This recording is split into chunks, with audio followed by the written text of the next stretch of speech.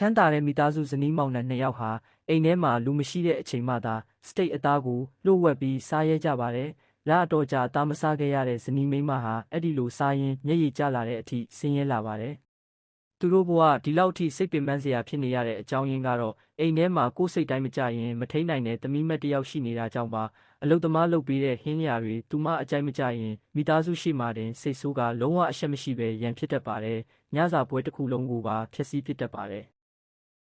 ဒါပေမဲ့မိသားစုဝင်တယောက်မှသူမကိုမပြောရဲကြပါဘူးအားလုံးဟာသူမရဲ့အာဏာပိုင်ဆန်ဆန်အပြုမူတွေကိုတိတ်တိတ်လေးသာခံစားနေရပါတယ်။တညမှာတော့သမီးမက်ကလင်ငင်းခံမှုဘဲကနေပေါ်မှာရက်နေစဉ်လျှက်စီးတစင်းထိမှန်ခဲ့ပါတယ်ချက်ချင်းပဲကိုတလျှောက်နာကျင်မှုခံစားပြီးမူးလဲသွားခဲ့ပါတယ်။ဒါပေမဲ့တတိပြန်ရလာတဲ့အခါသူမဟာရခင်လိုမခက်ခဲတော့ပဲနူးညံ့သဘောထားကောင်းလာခဲ့ပါတယ်ကိုအပြုမူဟောင်းတွေကိုတတိရလာပြီးအလွန်ရှက်သွားခဲ့ပါတယ်။ဒါကြောင့်လူတိုင်းရဲ့အမြင်ကိုပြောင်းလဲနိုင်ဖို့ဆုံးဖြတ်လိုက်ပါတယ်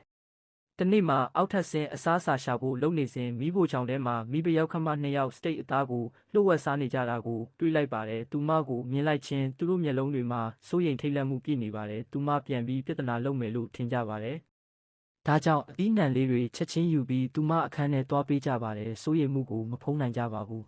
။ဒါပေမဲ့ဒီတစ်ချိန်မှာတော့သူမစိတ်မဆိုးပဲနူးညံ့စွာပြောဆိုပြီးအသီးပိုစားဖို့ကျန်းမာရေးဂရုစိုက်ဖို့အကြံပြုလိုက်ပါတယ်။